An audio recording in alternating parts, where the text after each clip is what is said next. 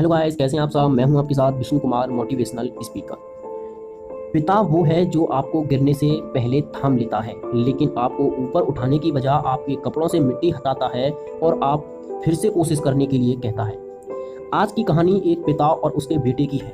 एक बाप अपने बेटे के लिए क्या क्या कर सकता है वो इस कहानी से स्पष्ट हो जाएगा। एक बार एक बेटा अपने पिता से लड़ाई करके गुस्से में घर से बड़बड़ाता हुआ बाहर निकल गया।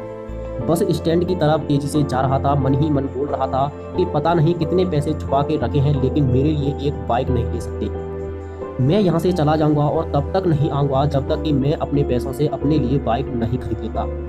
उसे पैरों में कुछ चुभने का एहसास हुआ। नीचे देखा तो उसके पाए की जल्दबाजी में उसने अपने पापा के जूते पहने हुए थे। उस जूते में कील उभरी हुई थी जो बार बार उसके पैर में घाव किए जा रही थी।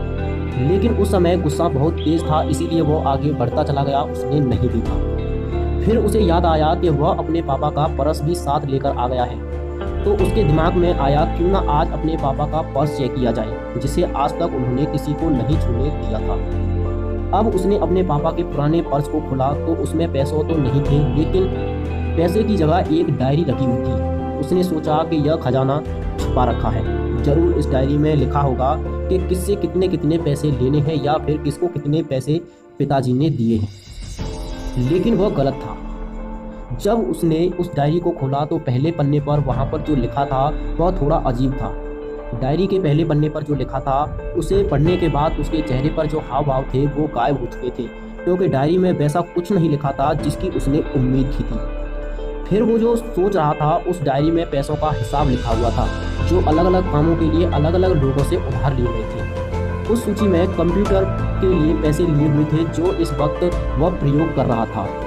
50,000 बेटे के कंप्यूटर के लिए वो वही कंप्यूटर था जो आज तक वह इस्तेमाल करता आ रहा था। लेकिन उस बेटे को यह नहीं पता था कि उस कंप्यूटर के लिए पैसे कहाँ से आए थे। उस डायरी में कैमरे का भी हिसाब था। उस बेटे को याद था कि जब उसने पहली बार कैमरे लेने की जिद की थी तब उसने अपने पिता को कहा था कि मुझे एक कैमरा चाहिए। तो ठीक 2 हफ्ते बाद उसके पिता ने उसके जन्मदिन पर उसे गिफ्ट किया था और वह बहुत खुश हुआ। और उसे देखकर उससे ज़्यादा खुश कोई और नहीं था तो उसके पापा थे। अब उसके बेटे ने गुस्सा एक कदम दूर हो गया था। जब उसके बेटे ने दूसरा पन्ना पलटा तो उसमें कुछ इच्छा लिखी हुई थी। पहली इच्छा वो थी जो जूते पहनना। ये बात उसके बेटे को कुछ नहीं समझ आई। तभी उसके पैर में सड़क पर एक गड्ढे में जा पड़ा जिसमें पानी भरा था, जिससे बेटे के पैर गीले हो गए। उसने जूते को पलट कर देखा तो उसने देखा कि जूता जो है नीचे से फटा हुआ है। यह देखकर उसके डायरी में लिखी हुई बात समझ आ गई। तभी उसे उसकी माँ की बात याद आई। माँ हमेशा बोलती थी कि अपने लिए एक जोड़ी नए जूते ले लो, लेकिन पिता हमेशा बोलते थे कि नहीं, अभी और दिन चल जाएंगे, अभी कुछ दिन पहले ही तो लिए थे। उसे आज समझ आ रहा था कि कितने दिन और चलेंगे।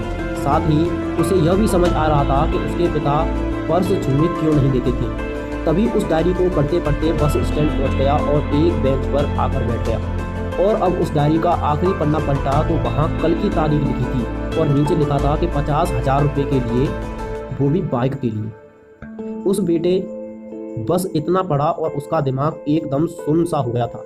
अब उसके मन में कोई गिला शिकवा नहीं बचा था। आंखों से आंसू आ गए थे। उसे कुछ समझ नहीं आ रहा था कि क्या वो करे, क्यों रो रहा है। अब वह जल्दी से घर जा रहा था। जूते में लगी कील उसके दर दर पैरों में घाव बनाने जा रही थी, लेकिन वह रुकने वाला नहीं था। उसने तुरंत उस जूते को खोला और फेंक दिया। अब वह नंगे पैर ही दौड़े जा रहा था। घर पहुंचा, लेकिन उसके पिता घर पर नहीं थे। उसे समझ आ गया कि उसके पिता कहाँ गए होंगे। वह सीधा बाजार की ओर भागा और पता नहीं उसमें इतनी ताकत कहाँ से आ गई थी कि वह भागते भागते थक नहीं रहा था।